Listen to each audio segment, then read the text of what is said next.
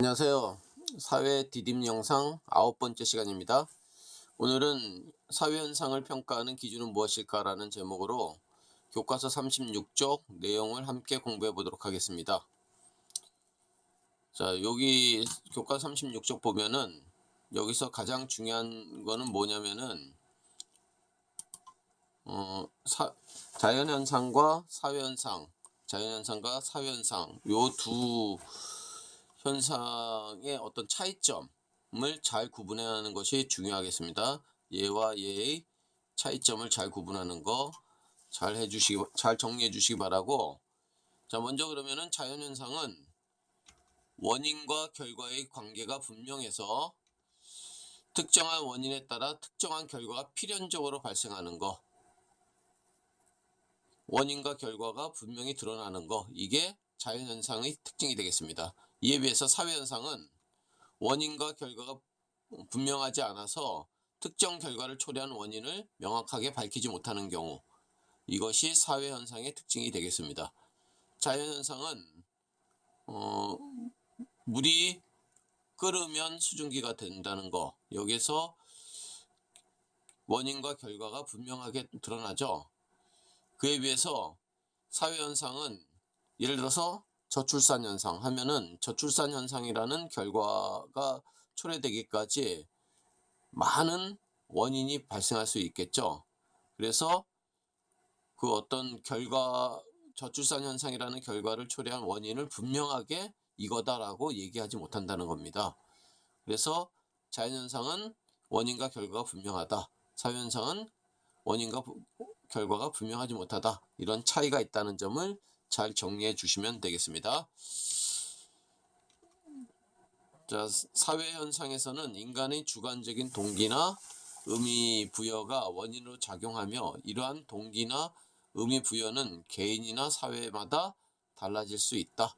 주관적인 동기나 의미 부여가 원인으로 작용한다는 점, 이 주관적이란 말, 그렇기 때문에 개인이나 사회마다 그런 동기나 의미 부여가 달라질 수 있다는 점, 그래서 사회현상의 원인은 시대와 장소에 따라 다양하고 복합적인 양상으로 나타난다는 점, 이 점이 자연현상과는 다르다고 얘기할 수 있겠습니다. 자, 그러면은 학습지 27쪽에 있는 내용을 한번 정리해 볼까요? 학습지 27쪽에 원인과 결과가 분명히 나타난대요. 그리고 특정한 원인에 따라 특정한 결과가 필연적으로 발생하고, 원인과 결과가 필연적으로 발생하고, 인과관계를 분석하여 법칙이나 이론으로 정립이 가능하다. 뭐에 대한 얘기일까요? 그쵸? 자연현상에 대한 얘기입니다.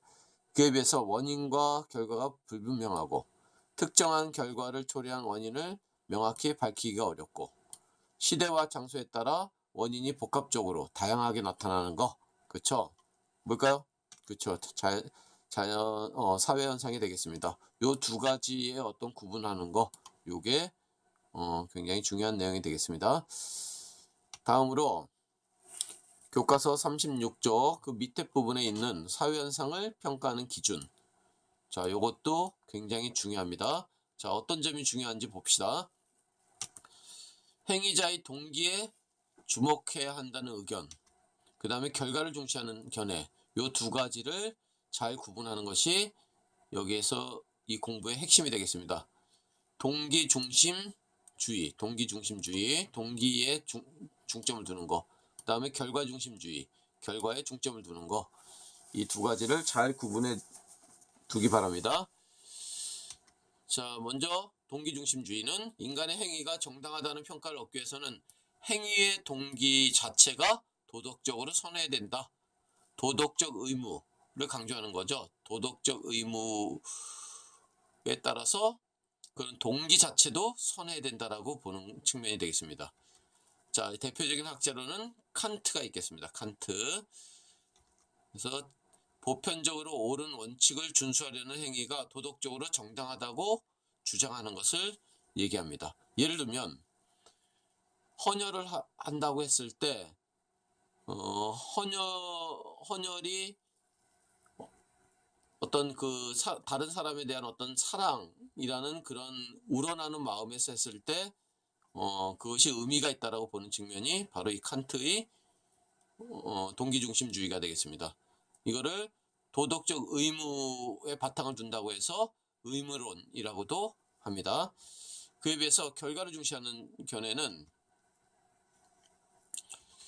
바람직한 사회적 결과를 낳는 행위 자체가 중요하다고 보는 측면입니다.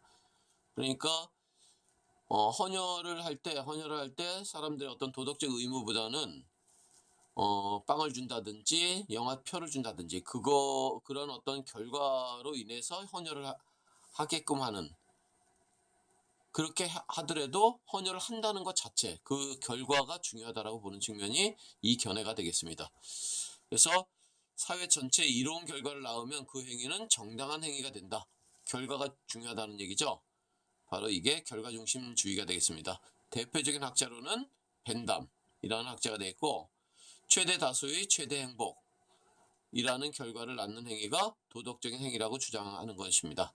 그래서 벤담의 최대 다수의 최대 행복이라는 말이 바로 공리주의를 얘기하는 거죠. 공리주의. 이 공리주의가 대표적인 결과중심주의라고 얘기할 수 있겠습니다.